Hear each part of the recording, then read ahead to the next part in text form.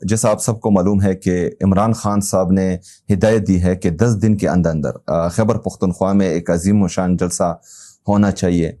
तो पाकिस्तान तहरीक इंसाफ की लीडरशिप ने खैबर पख्तूनख्वा के ज़िला मर्दान में 19 अप्रैल बरोज़ इतवार को 3 बजे एक अजीम शान जलसा अनाउंस किया है।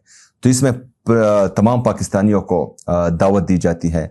हमने साबित करना है कि इमरान खान साहब को अगर नाहक कैद किया हुआ है, अगर उनकी अहलिया बुशरा बीबी को नाहक कैद किया हुआ है, अगर पाकिस्तान तहरीक इंसाफ की तमाम लीडरशिप पर जो जुल्म जबर फस्तायत पिछले 3-4 साल से मुसलसल हो रही है, उसके बावजूद भी पाकिस्तान तहरीक इंसाफ भी पाकिस्तान की सबसे बड़ी सियासी जुमात है।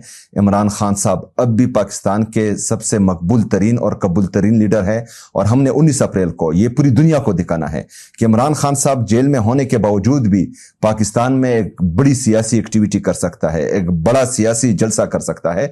और आज भी पूरे पाकिस्तानी कौम की दिल की धड़कन है, आज भी पाकिस्तानी कौम इमरान खान साहब के साथ खड़ी है। तो मेरे पाकिस्तानियों, जैसा कि आपको मालूम है कि जब से ये जलसा अनाउंस हुआ है तो कुछ जो डिजिटल मीडिया के टाउट्स हैं वो मुसलसल इस जलसे को नाकाम बनाने की कोशिश कर रहे हैं। लेकिन आपके इल्म में होना चाहिए कि वहां इमरान खान साहब जो भी बात करते हैं तो वो सिर्फ जो बंदा वहां मौजूद होता है वो नहीं सुनता, बहुत से लोग सुनते हैं और उन बहुत से लोगों को बहुत सी चीजों का पता भी होता है।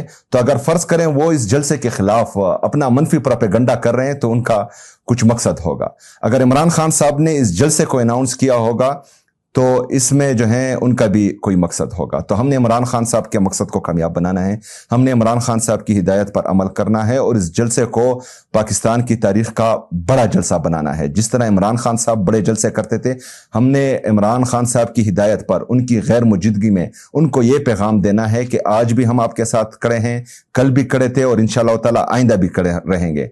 मैं आप सबको दावत देता हूं, आप इसमें भरपूर